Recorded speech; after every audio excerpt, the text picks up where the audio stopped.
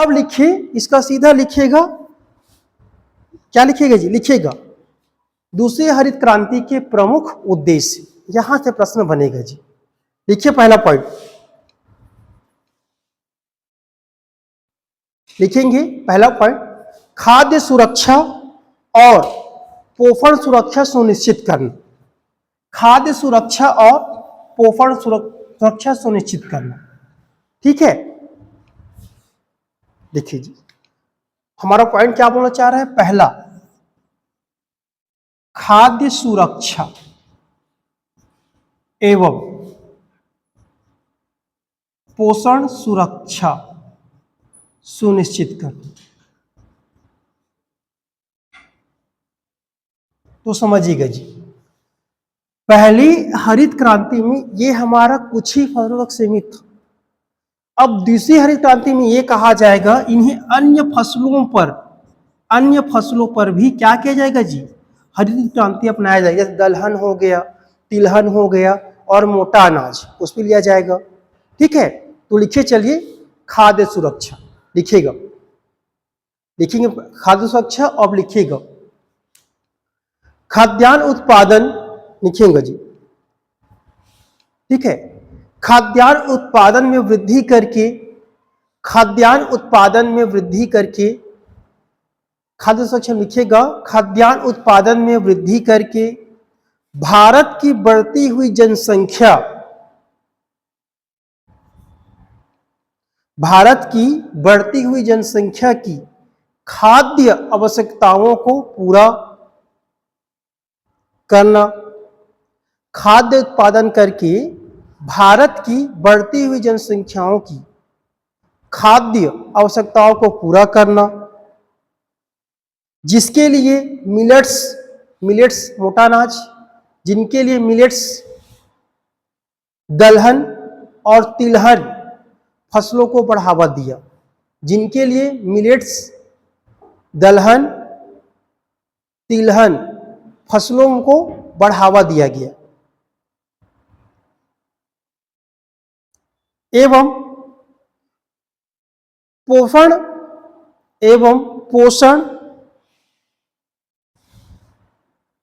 स्तर सुधारने एवं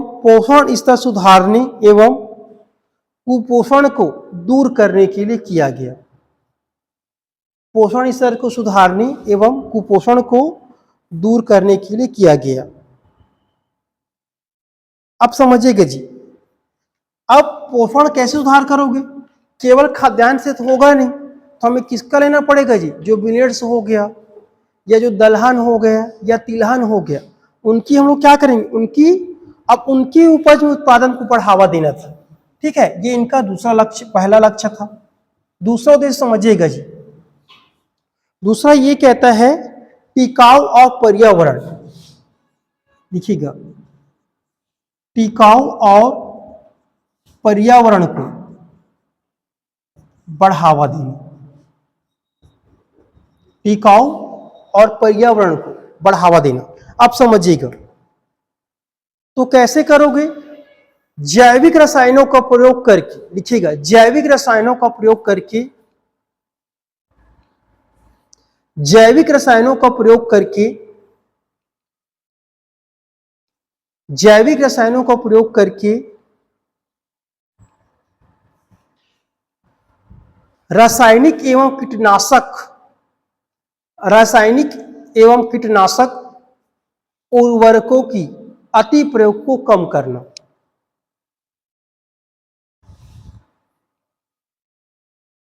ठीक है जी,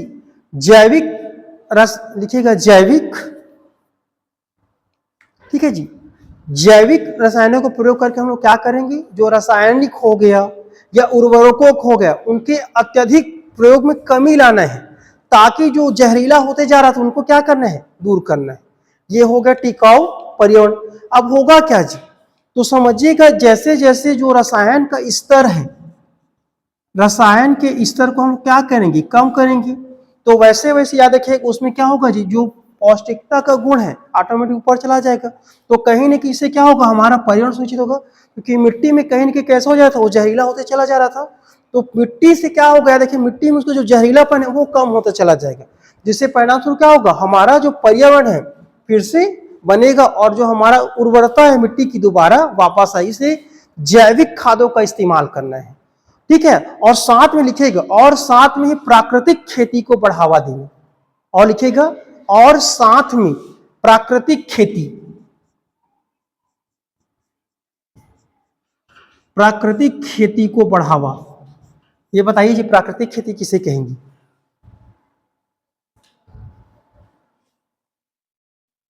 बताइए, प्राकृतिक खेती समझते हो पहले के समय में कैसे करते थे? गोबर खाद से छिड़काव किया जाता था, मतलब जितना कम हो सके रासायनिक उर्वरकों से बचत करना है, उसे हम लोग क्या कहते हैं, प्राकृतिक खेती कहा जाता था, ठीक है। अब समझिए मुख्य मुद्दा क्या था, मृदा सुधार।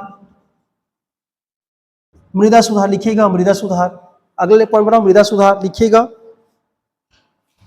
तो मृदा सुधार करने के लिए मृदा स्वास्थ्य कार्ड और हरित खाद, मृदा स्वास्थ्य कार्ड और हरित खाद को बढ़ावा।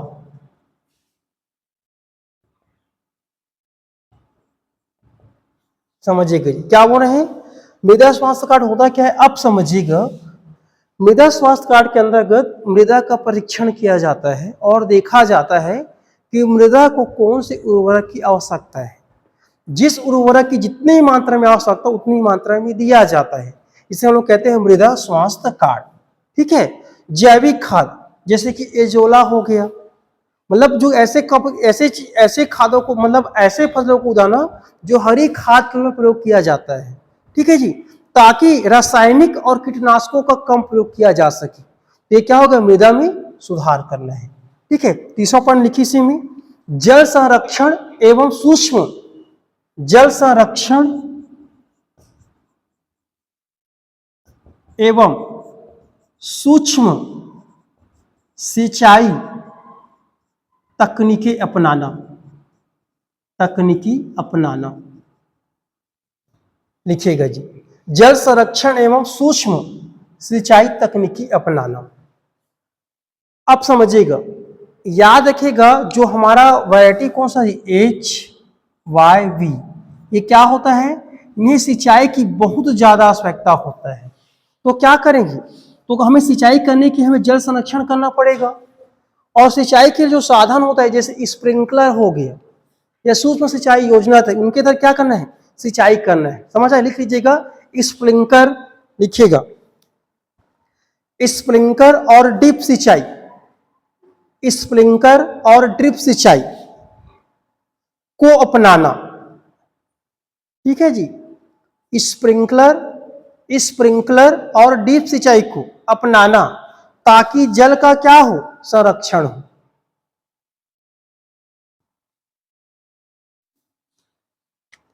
देखिए जी सिंचाई का फायदा क्या होता है, फायदा तो वो ही, साथ ही नुकसान होता है।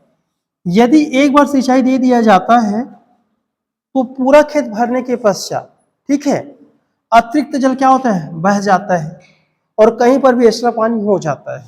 इससे क्या होता है, हमारी जल मतलब बिना जल का वेस्ट हो जाता है।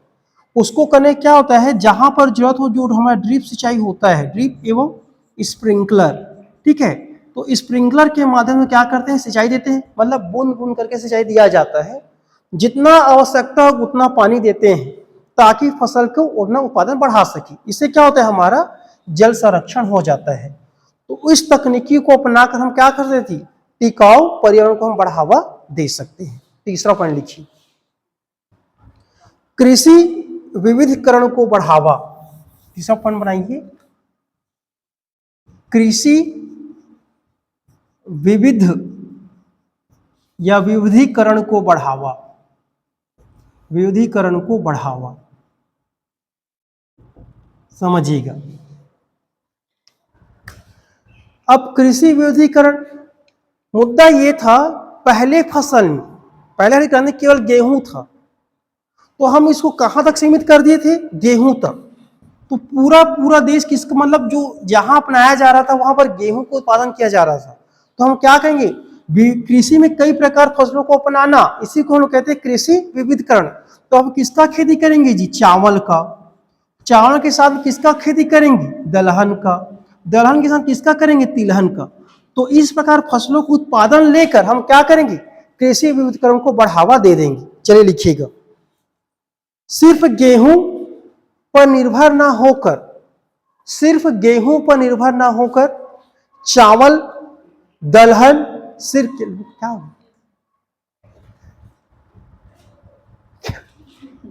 देखो, सिर्फ गेहूं में, सिर्फ गेहूं में निर्भर ना होकर चावल, दलहन, तिलहन, फल, सब्जियां एवं मोटे अनाजों बढ़ावा बढ़ावा देना। अब समझिएगा जी, अब बढ़ावा देने के लिए आपको क्या करना पड़ेगा बताओ तो? कैसे बढ़ावा दोगे? किसी को माइंड में कुछ आ रहा है? ये ध्यान है, कृषि का हम लोग क्या कर रहे हैं? विविधीकरण, मतलब कई प्रकार के फसलों को अपना रहे हैं। तो कैसे बढ़ावा देने पड़ेगा? इसके लिए आपको क्या करना पड़ेगा? कृषि में क्या करना? फसल चक्र को अपनाना पड़ेगा। समझ में आ रहा है? फसल चक्र अपनाना पड़ेगा, क्योंकि फसल चक्र क्या कहता है? एक से अधिक फसलों को उगाना। अगर गेहूं उगा रहे, धान लीजिए, धान उगाए, गेहूं लीजिए, दलहन लीजिएगा, तो क्या होगा? आपको फसल चक्र अपनाना पड़ेगा।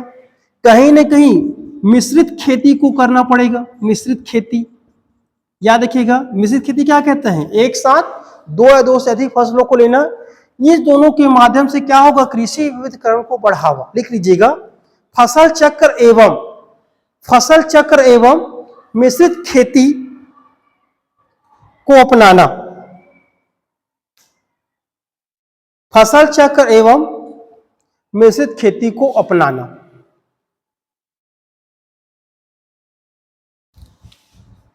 चौथा पॉइंट, ठीक है ना? 5 चलो, छोटे एवं सीमांत किसानों को, सीमांत किसानों को सशक्तिकरण, किसानों का सशक्तिकरण, सशक्तिकरण। अब समझिएगा जी, तो सशक्तिकरण कैसे करोगे? अब समझिएगा, इसका फायदा किसको मिला? बड़े किसानों को। ठीक है, क्योंकि बड़े किसानों के पास क्या था जी? धन। धन था तो उसके पास क्या हो जाएगा? प्रौद्योगिकी। और प्रौद्योगिकी अपनाना पड़ेगा, उसके पास क्या चाहिए? मशीनरी, ये सब लेना पड़ेगा। ठीक है, क्योंकि उसके पास धन है, धन से लोग क्या प्रौद्योगिकी अपना सकते हैं। प्रौद्योगिकी अपनाने के लिए क्या लेना पड़ेगा? मशीनरी। और मशीनरी करेंगे तो ऑटोमेटिक क्या हो जाएगा? उत्पादन बढ़ना प्रारंभ। उत्पादन बढ़ेगा तो बड़े किसान ऑटोमेटिक क्या हो जाएंगे? लाभ चला जा रहा था। तो मुद्दा ये था कि सेकेंड क्रांति में ये देखा कि भैया छोटे और सीमांत किसानों को क्या करना है? इनको ऊपर ले जाना पड़ेगा। तो इनके लिए क्या करना पड़ेगा? इनके लिए ऋण की क्या कीजिए जी? व्यवस्था कीजिएगा। तो याद रखिए, प्रथम हरित क्रांति में ऐसा किसी पर प्रावधान नहीं था। इसीलिए क्या किया है? हम छोटे और सीमांत किसानों को ऋण देंगे, ताकि इनका भी क्या हो जाए? आर्थिक तौर पर ये भी क्या हो जाए? सशक्त हो जाए। ठीक है, लिखिए, चलिए लिखेंगे, किसानों को सस्ती दरों पर, किसानों को सस्ती दरों पर ऋण और बीमा योजनाएं उपलब्ध कराना।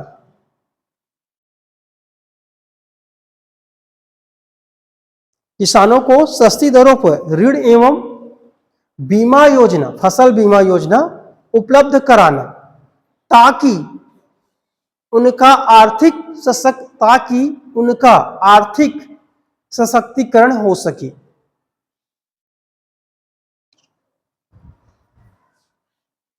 एक लिखिएगा, एफपीओ, किसान उत्पादक संगठन एवं सहकारी संघ को बढ़ावा। सहकारी संघ को बढ़ावा, समझिएगा जी। फॉर्मर प्रोडक्शन ऑर्गेनाइजेशन होता क्या है? किसान उत्पादक संगठन। अब समझिएगा, हम लोग यहाँ पर पूरा क्या है? किसान है। हम लोग कई प्रकार की खेती कर रहे हैं, तो अपन क्या करेंगे? एक डिसाइड करते हैं भैया हमें क्या करना है? कुछ उत्पादन करना है। आपस में मिलकर एक संगठन बना लेते हैं, और संगठन क्या करें? जो उपज ले रहे हैं उनका प्रोडक्शन करना प्रारंभ कर देते हैं, जिसे हम लोग क्या कहते हैं, किसान उत्पादक संगठन। तो हमें इसको बढ़ाने की आवश्यकता थी, ठीक है। दूसरा, सहकारी संघ को बढ़ावा। अब किसान उत्पादक संगठक है तो कहीं ना कहीं ऋण की आवश्यकता होगा, पैसा कहां से लाओगे, इसके लिए क्या करें, जो सहकारी संघ होगा या देखिएगा जो ऋण का आवंटन करे, तो कहीं ना कहीं ऋण का आवंटन खेती के लिए या संगठन के लिए, इससे जो सहकारी संघ को क्या दिया जाता है, बढ़ावा दिया गया, ठीक है। लिख लीजिएगा, लिख लीजिएगा, किसान उत्पादक संगठन एवं सहकारी संघ को बढ़ावा दिया गया, एफपीओ, किसान उत्पादक संगठन, फार्मर प्रोडक्शन, ठीक है जी, एवं सहकारी संघ को बढ़ावा दिया गया। अगला पॉइंट बनाओ, कृषि में तकनीकी सुधार और आधुनिकीकरण। अगला पॉइंट बनाइएगा, कृषि में तकनीकी सुधार, कृषि में तकनीकी सुधार और आधुनिकीकरण, कृषि में तकनीकी सुधार और आधुनिकीकरण। ये समझ में आ गया? तो कैसे करोगे, ध्यान दीजिएगा। तकनीकी सुधार कैसे होगा, जो कृषि के क्षेत्र में विभिन्न प्रकार की जो प्रौद्योगिकी उन चीजों को अपनाना, और साथ में ही जो उत्पादन हो रहा है इस उत्पादन का सही कीमत मिलना चाहिए, सही कीमत मिलना चाहिए। तो सही कीमत कैसे मिलेगा, इसके लिए आपको अंतरराष्ट्रीय बाजार में जुड़ना पड़ेगा, ठीक है जी। अंतरराष्ट्रीय बाजार से या राष्ट्रीय बाजार से जुड़ना पड़ेगा, तभी पता चलेगा मेरा फसल का कितना मुझे कीमत मिल रहा है। इसके लिए सरकार ने क्या किया है, ई नाम जैसे डिजिटल प्लेटफॉर्म की स्थापना किया गया है। समझ आएगा जी? ई नाम होता क्या है, ये अंतरराष्ट्रीय स्तर पर, राष्ट्रीय पर क्या करता है, किसानों को उत्पाद का बेचने का वह तरीका है, ठीक है, याद रखिएगा। तो ई नाम जैसी आधुनिकीकरण की ओर हमें क्या करना है, ध्यान देना पड़ेगा, ठीक है जी। तो क्या होगा, कृषि में हमारा आधुनिकीकरण हो जाएगा। समझ आ गया? क्योंकि जितना उपज होगा उतना मैं प्रोडक्शन करूंगा। पता चले कि समझिएगा, हम दो प्रकार की फसल लेते हैं। जैसे एक फसल ले लिया, आप सरना धान जो चलता है उनकी नॉर्मल वैल्यू कितना है, 2422 अभी जो मार्केट चल रहा है। और एक आप धान लेते हो, कौन सा जी, विष्णुभोग।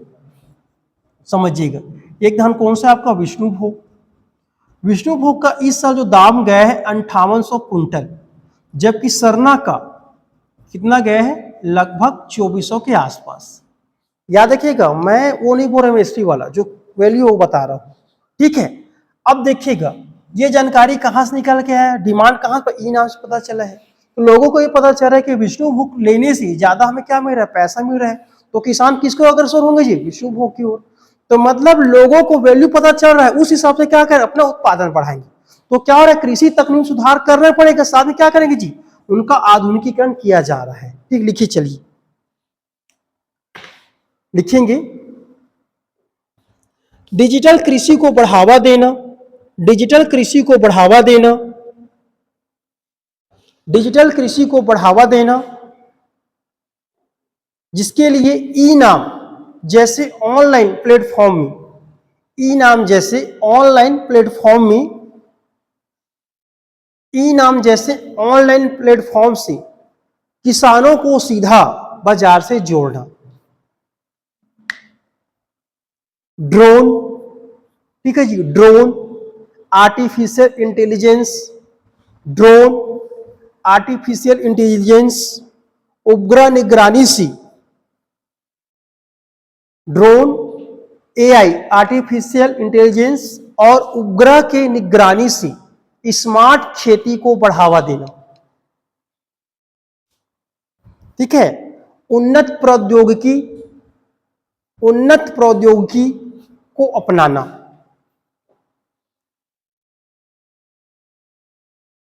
उन्नत प्रौद्योगिकी मतलब समझे, जैसे कि हमारा जो बीज होता है, बीज को उन्नत तरीके से अपनाना, जो रासायनिक खाद है उसको कैसे जी, जैव खाद को इस्तेमाल करना, उसे हम लोग कैसे कहेंगे, उन्नत प्रौद्योगिकी, ठीक है।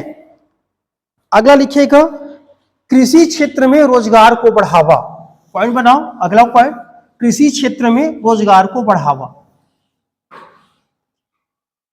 कृषि क्षेत्र में रोजगार को बढ़ावा।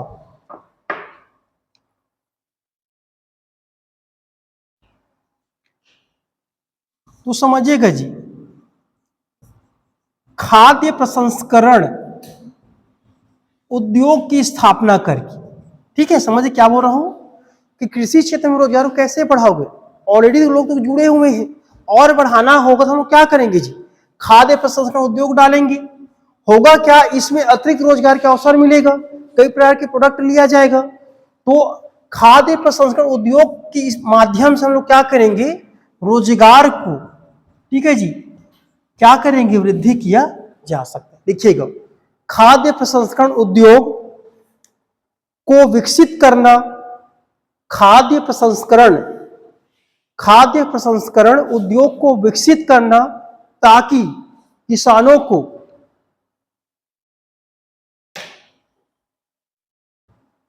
किसानों को उनकी उपज का अच्छी मूल्य मिल सके। कहां जा रहे हैं जी, कॉलेज जा रहे हैं?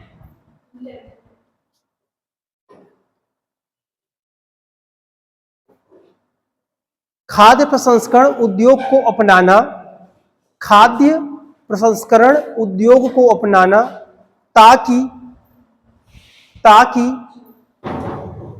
किसानों की उपज को अच्छा मूल्य मिल सके। और लास्ट लिख लीजिएगा, पूर्वी एवं दक्षिण राज्यों में विस्तार करना। ठीक है, तो पहले बता दिया, बिहार हो गया, असम हो गया, या तमिलनाडु हो गए, आंध्र प्रदेश हो गया, वहां पे क्या करें, इन फसलों को बढ़ावा देना। ठीक है, समझ आ गया। और लास्ट पॉइंट बनाइएगा, जलवायु परिवर्तन के प्रभावों से निपटना। जलवायु परिवर्तन के प्रभावों से निपटना। ठीक, अब समझिएगा, मुख्यतः तो अंतर यही था भैया, जलवायु परिवर्तन के प्रभावों से निपटना। तो कैसे निपटोगे बताओ तो मुझे। यदि मान लीजिए सूखा आ गया तो कैसे होगा, इसीलिए हमें ऐसे टेक्नोलॉजी विकसित करना है। तो यदि सूखा हो जाए तो उपज ऐसे भी चाहिए सूखा को भी सह सके। ठीक है जी, तो क्या करेंगे, और कम पानी में अधिक उत्पादन देने वाली बीजों को भी लगाना। ये क्या होगा, जलवायु परिवर्तन के प्रभावों को करेगा। देखिए चलिए, सूखा रोधी और बाढ़ रोधी फसलें को उगाना। सूखा रोधी और बाढ़ रोधी फसलें को उगाना, समझ आ गया जी। कम पानी में अधिक उत्पादन देने वाली किस्मों को बढ़ावा देना। पहला क्या बोलना चाह रहा हूं, ध्यान दीजिएगा, सूखा रोधी और बाढ़ रोधी फसलों को उगाना। दूसरा, कम पानी में अधिक उत्पादन देने वाली फसलों या किस्मों को उगाना। ठीक है, कार्बन फुटप्रिंट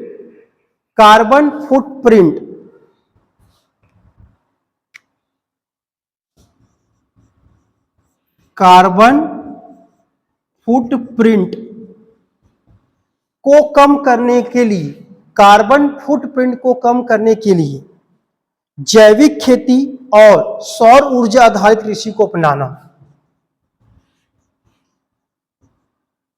जैविक खेती और सौर ऊर्जा आधारित कृषि को अपनाना। समझ आ गया जी। इसे हम लोग क्या कहते हैं, जलवायु परिवर्तन के प्रभाव से निपट सकते हैं। तो समझिएगा जी, कार्बन फुट कैसे कहते हैं, ऐसा काम करना जिससे कार्बन निकलता होगा, उसे जो मापने का उसे क्या कहते हैं, कार्बन फुटप्रिंट। तो कार्बन जो निकलेगा, जो कार्बनिक पदार्थ याद है, उनको कम करने के हम लोग क्या करेंगे जी, जैविक खेती को बढ़ावा देना। तो जैविक खेती कम होगा तो उर्वरक का प्रयोग कम करेंगे हम लोग, या कीटनाशकों का प्रयोग करेंगे, तो हम किसका प्रयोग करेंगे, जैविक खादों का प्रयोग करेंगे। ठीक है। और सौर ऊर्जा आधारित कृषि अपनाना कहने का मतलब है कि अब जैसे सिंचाई करना होगा तो कई प्रकार के पंप सेट होते हैं।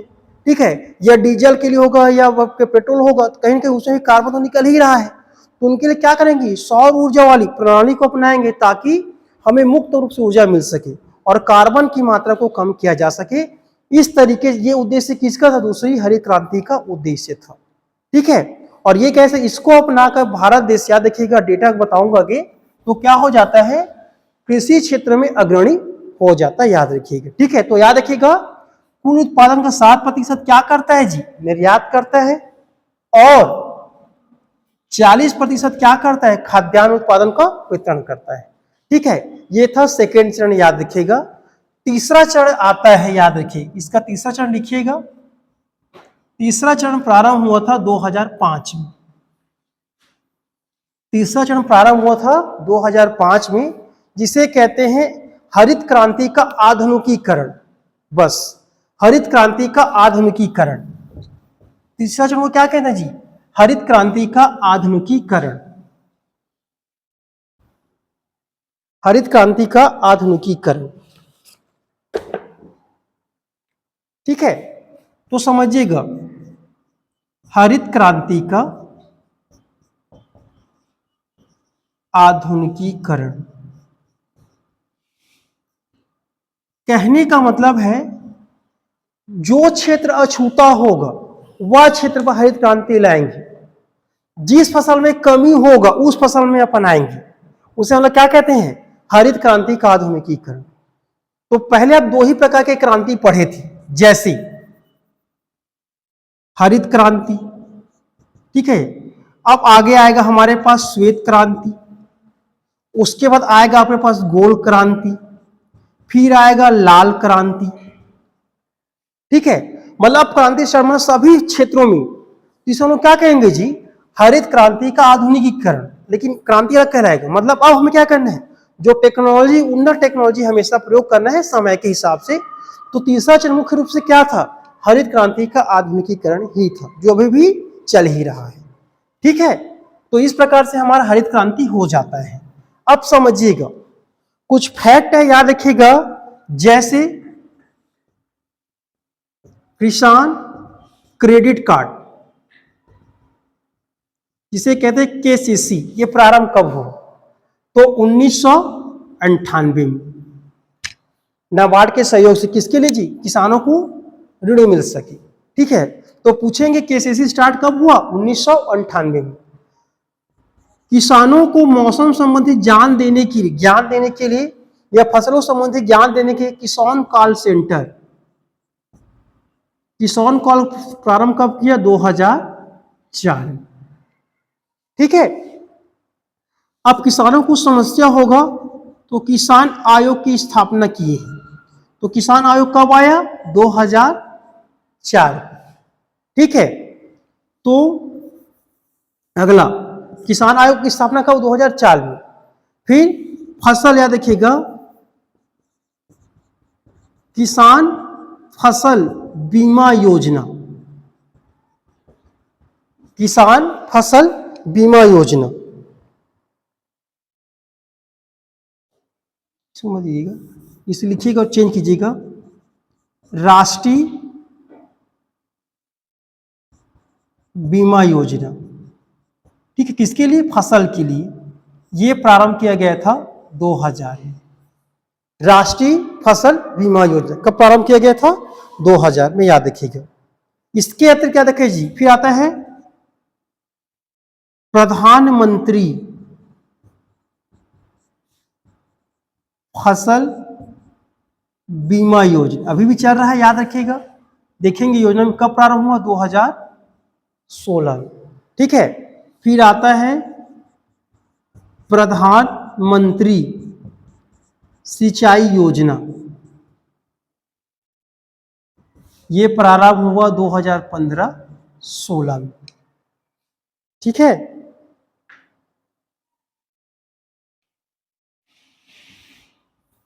तो ये सहायता था, याद है, सब आगे पढ़ेंगे ना क्या होता है। ठीक है जी, याद रखिएगा। अब लिखिएगा भारतीय कृषि अनुसंधान परिषद, इसकी भी स्थापना याद रखिए। इसकी स्थापना हुआ था 29 जुलाई 1919 में। 29 जुलाई 1919 में, याद रखिएगा। 1919 से की क्या, 1929 में है। 19 जुलाई 1929 में इसकी स्थापना हुआ। इनका जो मुख्यालय है ये कहाँ पर है, दिल्ली। तो याद रखिएगा, जितना भी अनुसंधान और शोध कार्य किया जाता है कहाँ करते हैं, भारतीय कृषि अनुसंधान परिषद। इसे याद रखिएगा, किसके नाम से जानते हैं जी, ICAR, Indian council agriculture research. ठीक है जी, ICAR। ठीक है, याद रखिए इसकी स्थापना कब हुआ है, 29 जुलाई 1929 में, याद रखिए। ठीक है, कहाँ भी मुख्यालय, दिल्ली, याद रखिए। ये बेसिक फैक्ट था किसके बारे में, हरित क्रांति के बारे में।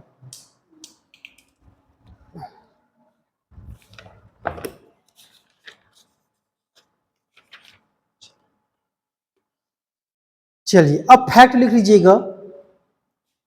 पहला फैक्ट, जो हमारा जो खाद्यान्न उत्पादन था,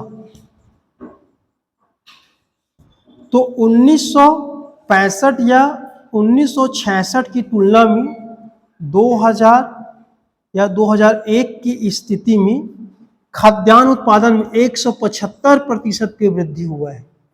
कितना जी, 175%। अभी तक मैं क्या बोलना चाह रहा हूं, याद रखिएगा, 1965-66 की तुलना से अभी तक हम कहाँ, 2000 में कितना वृद्धि हुआ है, 175%। ठीक है। दूसरा, गेहूं के क्षेत्र में गेहूं का 6 गुना वृद्धि हुआ है। गेहूं का 6 गुना, मतलब लगभग 575 के आसपास प्रतिशत वृद्धि हुआ है। ठीक है। जबकि चावल के क्षेत्र में 3 गुना वृद्धि हुआ है। चावल क्षेत्र के 3 गुना वृद्धि हुआ है। ठीक है, याद रखिए, ये लिख लीजिएगा। अगर पूछे आपसे वित्तीय वर्ष 2023-24 में कितना मीट्रिक टन उत्पादन हुआ है, ठीक है, तो मोटा मोटा याद रखिएगा 328 मीट्रिक टन चावल उत्पादन हुआ है। कितना, 328 मीट्रिक टन, कहने वाले 328 लाख टन किसका जी, खाद्यान्न का उत्पादन हुआ है। याद रखिए, ये फैक्ट है।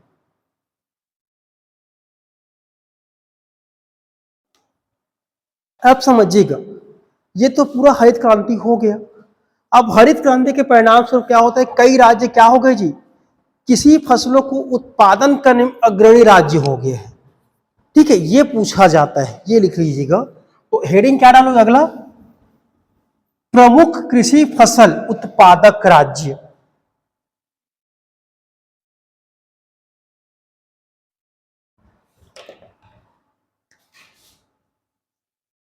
ये याद रखे जाएंगे, प्रमुख फसल उत्पादक राज्य। ठीक है जी, प्रमुख फसल उत्पादक राज्य। ठीक है, तो समझिएगा जी। तो हमेशा याद रखिएगा, जैसे चावल में अग्रणी राज्य कौन है, मैं एक ही बताऊंगा, हमेशा कौन आएगा जी, पश्चिम बंगाल। पता होना चाहिए, पूछा जाता है कौन होगा, पश्चिम बंगाल। ठीक है, दूसरा याद करने का आवश्यकता नहीं, हमेशा पहला पूछा जाता है। ठीक है, दूसरा होगा, आप लिख सकते हो, दूसरा कौन कहता है, यूपी आए, उत्तर प्रदेश आ जाएगा। और तीसरा, नहीं नहीं, आंध्र प्रदेश नीचे है। ठीक है, याद रखिएगा। तो हमेशा पहला याद कीजिए, जितना डाटा पर्याप्त है। अब चावल आ गया है, चावल के साथ गेहूं आ जाइएगा। गेहूं में कौन होगा जी, पंजाब। ठीक है, पंजाब। अब गेहूं आ गया है तो लिख लीजिए गन्ना। गन्ना में क्या आ जाएगा, यूपी। ठीक है, समझ आ गया। अब दलहन आ जाइएगा, संपूर्ण दलहन में कौन आ जाता है, एमपी। ठीक है, तो जैसे कि आपका सोयाबीन, ये कुछ डेटा याद रखिएगा, मतलब संपूर्ण दलहन लिख लीजिएगा, सोयाबीन तो है ही, ठीक है। उसी प्रकार गुजरात आई जाइएगा, गुजरात कपास में है। ठीक है, चलिए लिखवाता हूं, लिखते जाइए कुछ, चलिए यहां तक लिख लीजिएगा, दलहन एमपी।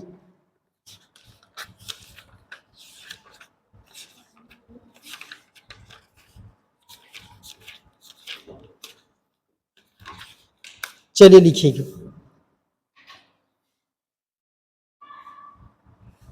दलहन मध्य प्रदेश हो गया। अब लिखिए तिलहन राजस्थान, तिलहन राजस्थान, तिलहन राजस्थान, मतलब सबसे ज्यादा तिलहन का उत्पादन कहां करेंगे? राजस्थान में। फिर लिखिए सरसों राजस्थान, ठीक है, सरसों राजस्थान। गुजरात में क्या लिखोगे? कपास। फिर लिखिए मूंगफली,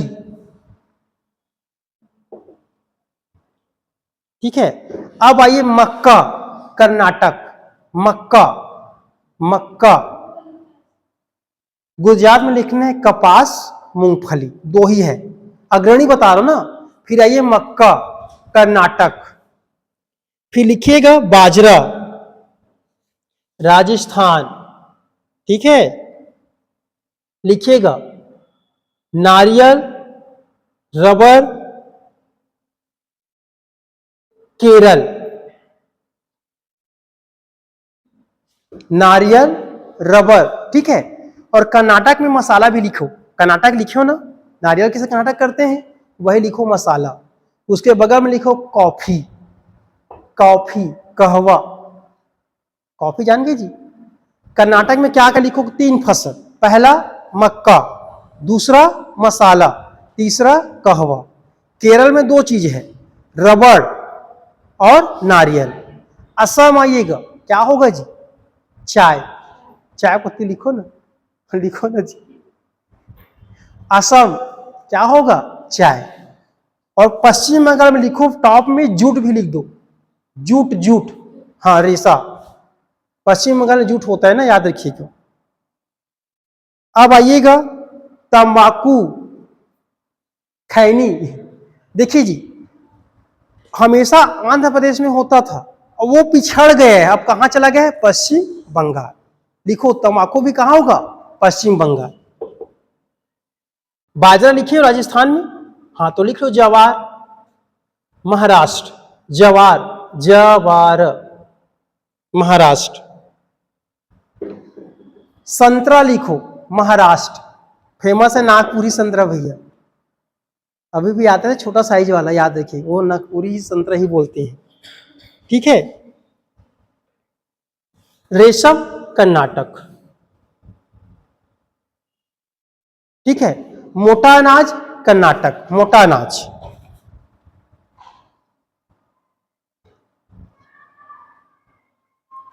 इतना लिख लीजिएगा। अब यदि प्रश्न आ जाता है खरीफ वर्ष का वित्तीय वर्ष कौन सा है? वित्तीय वर्ष याद रखिए, पूछ देता है, सबका अलग अलग वित्तीय वर्ष रहता है, ठीक है। तो हमारा जो खरीफ मतलब फसल में जो खरीफ फसल होता है, हमारा जो वित्तीय वर्ष है कृषि क्षेत्र का लिख सकते हैं, कृषि एवं संबंध क्षेत्र का क्या मानेंगे जी? वित्तीय वर्ष।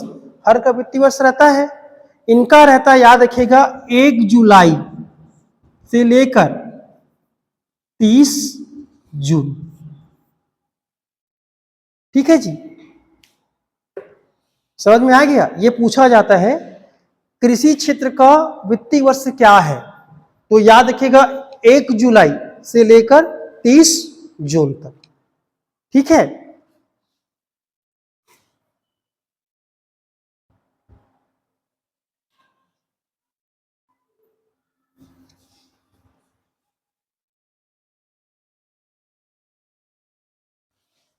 अब ऋण वाली बात देखे थे तो समझिएगा जी, ऋण, ठीक है।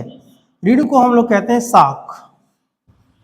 जो साख देता है अधिकतर कौन देता है आपके पास? सहकारी समिति, ठीक है। तो याद रखिएगा 3 प्रकार के साख मिलता है, ठीक है। कितने प्रकार के जी? 3 प्रकार का। तो एक समझिएगा, एक होता है अल्पकालिक, अल्पकालीन कृषि साख, ठीक है। दूसरा क्या होगा, मध्यकालीन कृषि साख, और चौथा क्या होगा, दीर्घकालीन कृषि साख। मतलब साख कहने का मतलब है ऋण। तो समझिए कि ये पूछ दिया जाता है, अल्पकालीन कृषि साख कहा जाता है जो 15 महीने से कम अवधि के लिए, 15 महीने से कम अवधि के लिए, ठीक है। मध्यकालीन साख कहा जाएगा 15 महीने से 5 साल तक, वो क्या होगा, मध्यकालीन, ठीक है। और दीर्घकालीन क्या होगा जी, 5 साल से ज्यादा। बेसिक 30 साल तक रहता है, 5 साल से लेकर 30 साल तक, उसे हम लोग क्या कह सकते हैं, दीर्घकालिक साख। लिखो ना जी साख, साख मतलब समझ रहे हो, किसानों को ऋण दिया जाता है, ठीक है। लिखो, अल्पकालीन कृषि 15 महीने के लिए, ठीक है। मध्यकालीन 15 महीने से 5 साल के लिए, और दीर्घकालीन साख 5 साल से ज्यादा, अधिकतम 30 साल तक चला जाता है। तो समझिएगा जी,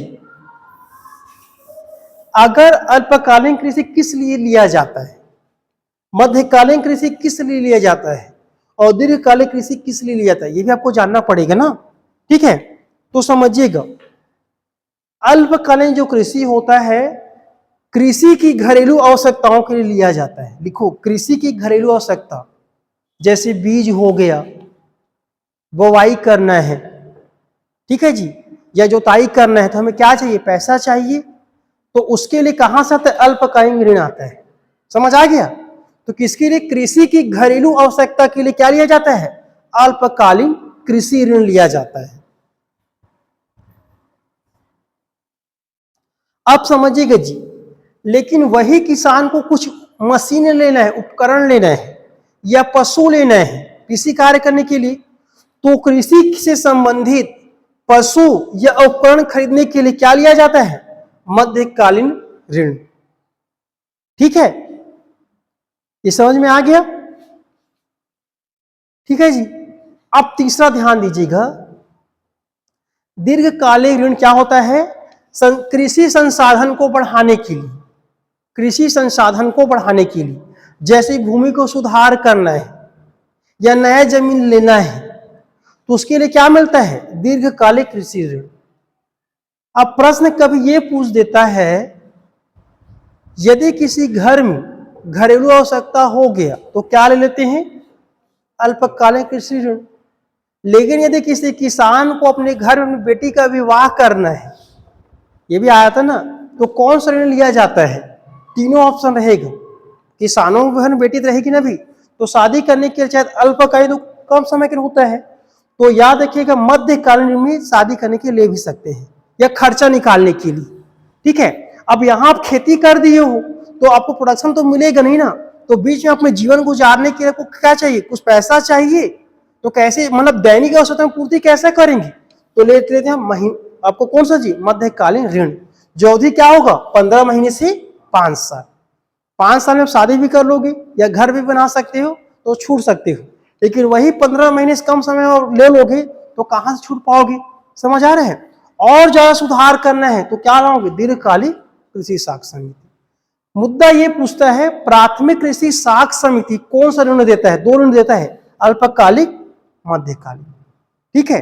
मैं क्या बोलना चाह रहा हूं, जो प्राथमिक कृषि साख समिति जो सोसाइटी होता है, सोसाइटी क्या देगा, अल्पकालीन या मध्यकालीन। जबकि क्षेत्रीय ग्रामीण बैंक हो गया, वो हमेशा क्या देगा, दीर्घकालीन।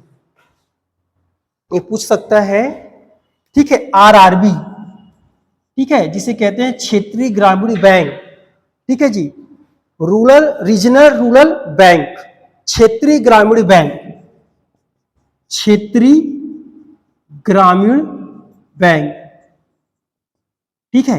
ये क्या देगा, दीर्घकालिक ऋण, ठीक है। एक आता है भूमि बंधन बैंक भी आता है, वो भी क्या देता है, दीर्घकालिक ऋण देता है सुधार करने के लिए, ठीक है। बाकी यहाँ पे जो सोसाइटी होता है सहकारी, ये सहकारी हमारा क्या देगा जी, अल्पकालिक ऋण और मध्यकालीन ऋण दे देता है। समझ आ रहे हैं? तो ये था हमारा पहला हरित क्रांति, यहां पर कंप्लीट होता है। ठीक है, अब अगला देखेंगे श्वेत क्रांति। 5 मिनट रेस्ट, टाइम नहीं होगा तो हाँ? सुन लो, कल लिखवा दूंगा क्यों लाया गया था, बताऊंगा। ठीक है, समझ आ गया?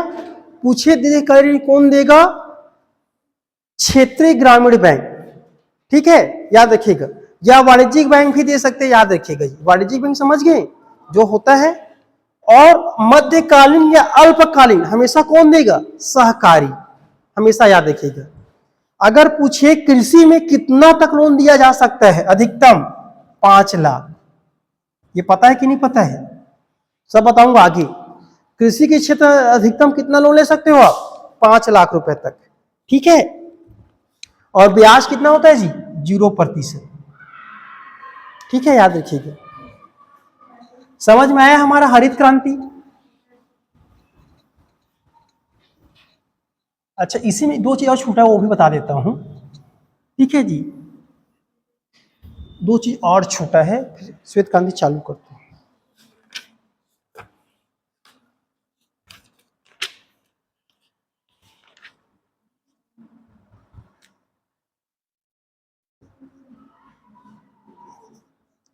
एक लिखिएगा हरित क्रांति। ठीक है, इसे कहते हैं कृषोन्नति योजना। ये मोस्ट एमपी है जी, पूछ सकता है। हरित क्रांति कृषोन्नति, या कृषि उन्नति से क्या बन, कृषोन्नति बन गया है। हरित क्रांति कृषि उन्नति योजना होता क्या है? ये लाया गया था 2005 में, मोस्ट एमपी। किसके द्वारा? भारत सरकार द्वारा। तो याद रखिएगा, इनका उद्देश्य क्या था? कृषि एवं संबंध क्षेत्र का समग्र विकास करने के लिए। याद रखिए, पूछ सकता है हरित क्रांति कृषि उन्नति योजना कब लाया गया है? 2005 में लाया गया था। समझ आ रहा है?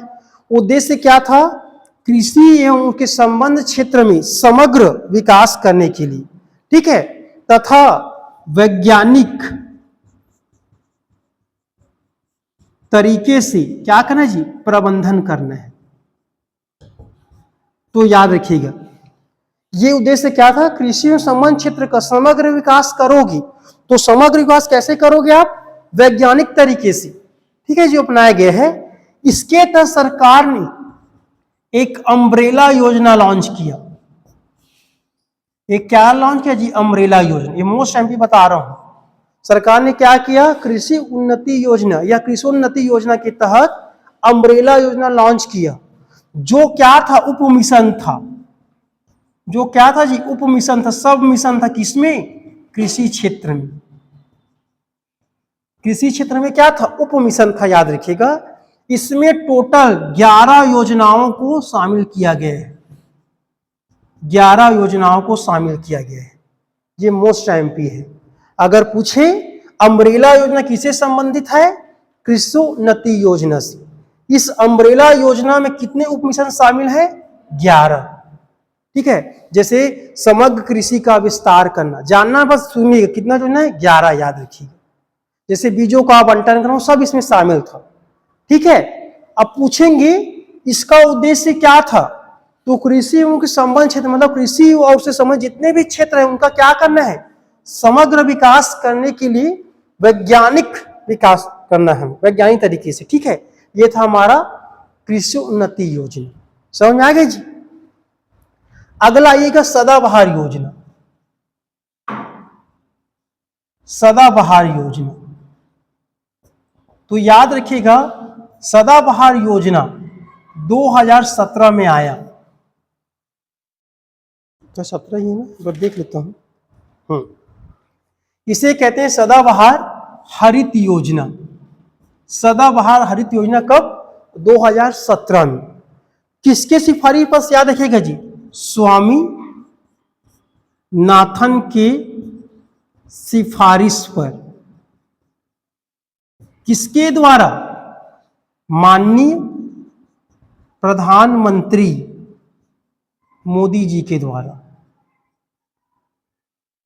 याद रखिए क्या लाया गया था? सदाबहार हरित योजना 2017 में किसके सिफारिश पर जी?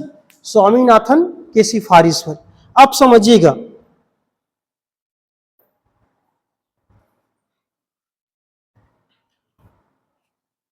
लिखोगे उद्देश्य, सदाबहार योजना का उद्देश्य लिखेंगे, उद्देश्य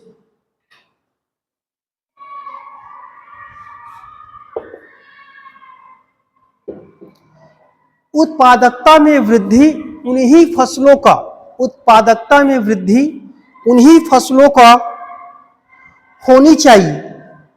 ठीक है जी, उत्पादकता में वृद्धि उन्हीं फसलों का होना चाहिए जो पर्यावरणीय दृष्टि से सुरक्षित, आर्थिक एवं सामाजिक रूप से टिकाऊ हो। ठीक है जी, क्या हो जी? सामाजिक पर्यावरण दृष्टि से टिकाऊ होना चाहिए। फिर से रिपीट कर रहा हूं, ठीक है जी। उत्पादकता में वृद्धि उन्हीं फसलों का होना चाहिए जो पर्यावरण की दृष्टि से सुरक्षित हो, आर्थिक हो और सामाजिक रूप से टिकाऊ हो। ठीक है, इसीलिए सदाबहार क्रांति के हम लोग भिन्न प्रकार के क्रांति देखेंगे, जैसे गोल क्रांति, लाल क्रांति, नीली क्रांति। ठीक है, तो क्या बोल रहे हैं? जिसमें आवश्यकता होगा, जिसमें आवश्यकता होगा उसमें हमें क्या करना है? क्रांति करना है। उस क्रांति को हम लोग क्या करेंगे जी? सदाबहार हरित क्रांति। जिसके तो आपको मिलेगा गोल क्रांति, आलू उत्पादन से संबंधित था। जैसे एग्जाम्पल लिख सकते हो आप, गोल क्रांति। ठीक है जी, फिर लिख सकते हो रजत क्रांति, फिर लिख सकते हो लाल क्रांति, फिर लिख सकते हो गुलाबी क्रांति। अब समझिएगा नाम ऐसा क्यों पड़ा? जिसमें आवश्यकता है उसमें हमें करना है। जैसे गोल क्रांति, अब देखा भारत में आलू का उत्पादन बहुत ज्यादा मतलब पड़ रहा है जरूरत, तो क्या करेंगे? आलू के क्षेत्र में हम लोग पूरा ध्यान केंद्रित करेंगे। तो क्रांति क्या कहलाएगा? गोल क्रांति। ठीक है, रजत क्रांति, अंडा का उत्पादन करना, अंडा का उत्पादन करना क्या कहते हैं? रजत क्रांति। टमाटर और मांस का उत्पादन करना, ये क्या कहलाता है? लाल क्रांति।